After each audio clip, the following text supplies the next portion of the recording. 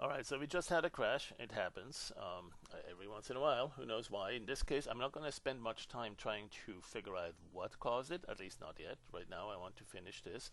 So I'm going to go and see what I can restore. Right, it does a regular save, so we may be able to restore at least something. And that's probably good enough for immediate use. I'm going to go here and store that.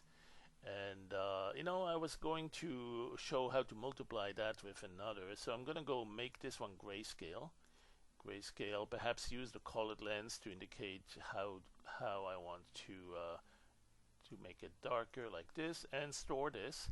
So now I have two stored copies, and I wanted this one to be darkened by this one simply by multiplying it. There you go. And then the interactive undo, perhaps to reduce it a little bit, and store that. So we now have something a little bit better here. Again, I wanted to see the soft contrast improvement, and that really we could use to a little bit more of that, and even some adjusting of the value, which has the contrast as well. All right, something like that. All right. Oops, there is no animation. Boom, there. So we now have a fairly high contrast background. We want to have a couple of places where the light is shining through from behind. And so with that, we're going to go to the filter, the blur filter for a mystic vision. All right, so then that way we have a fairly high amount of bright lights or God rays coming through here, and we can use that right in here. All right, so maybe we'll put the level up a little bit somewhere in between here, and the quality should be fairly high. There. Now, one thing you can also do is just do that again, so repeat it 2-3 times, and then also add some nova.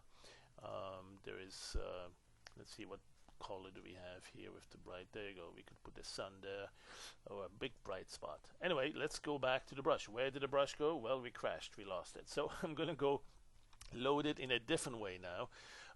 The other time, let me store this quick. The other time we had initially loaded it into just the file as an image, right? Opened it as an image, and there it was. I'm not gonna do that this way now. I'm gonna go. In fact, there is another option to just not really load it, but import it as a stored image, right? So you could do that. You could say, let's load it, but not really load it. It just goes into, oh, cannot load that file. Oh, there's some reason for that. We'll explore that sometime later. We should be able to do that though. Let's see again. Import, load to stored image. It is a Targa file. I think we should be able to load that. Oh, there's something got messed up here. All right, let's go and just open it the traditional way. This will replace this. Yeah, we have a safe copy. We can do that. We can store this, and then we can go back to this. Get this one here. I'm gonna go and undo and clear those. Okay, so this one and this one we want to combine now. All right, okay, so remember how we selected the background. Let's go do that. Select by color key. All right, and select it right there. And then, well, let's reduce the tolerance a little bit. And then we went to selection invert. So now we have just that. Now that we can store, and it stores the red, green, blue channels and also the alpha channel. Right? If you don't believe me, let's go do this. First of all, shame on you. And then, and then second, let's go restore this. And we want to add this guy, not just replace it, but kind of combine it. There's a couple of ways to do that. This one here from the stored copy, we could say something like combine. Not exactly, because there will be some sort of a transparent combination kind of thing. Replace alpha. So do we have an alpha channel that's stored? That will show it. Yep, we sure still have that alpha channel there. All right, so now at this point we might also say, well, how do we get the color channels there? Well, since the alpha channel is in place, maybe we can just add that, paste the image.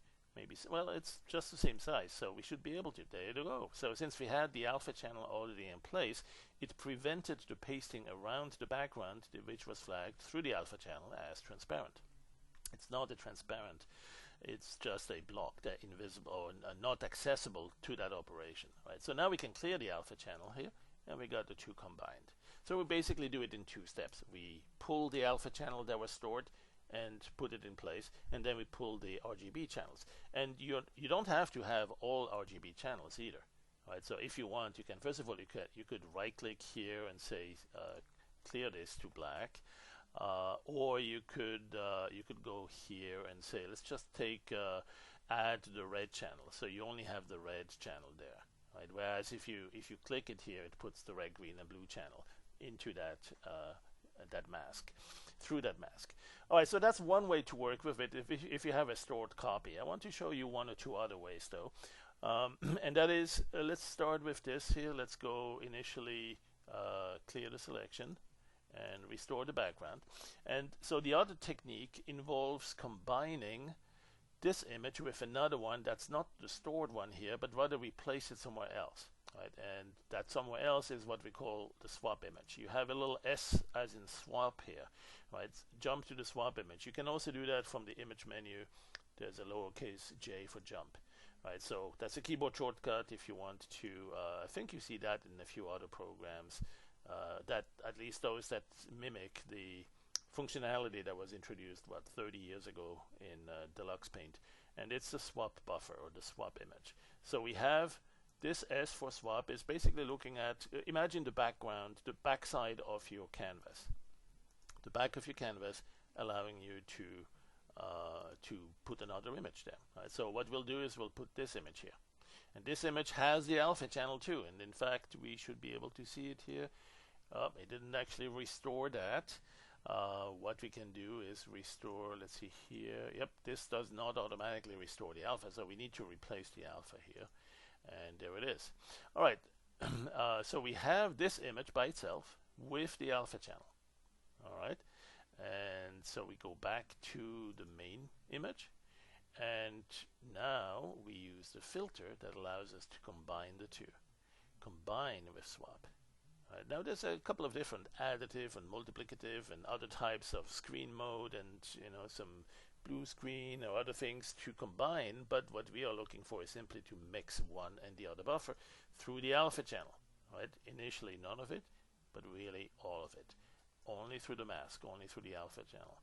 So here we go, we combine the two images, and then we can clear the resulting alpha, and we are back in business. All right, now this glare here should really be in front too. That's sort of a lens flare glare, and we should see it in front of the head. So we'll probably go back here eventually to perhaps use the Nova or the lens flares even. And with the lens flares have a few more options. Maybe this one here, and just put it around there so you get a little bit more of that glare catch into, there you go, into this area. Okay, all right, so that's one way to combine, at least for static image. Now let's move on to animations.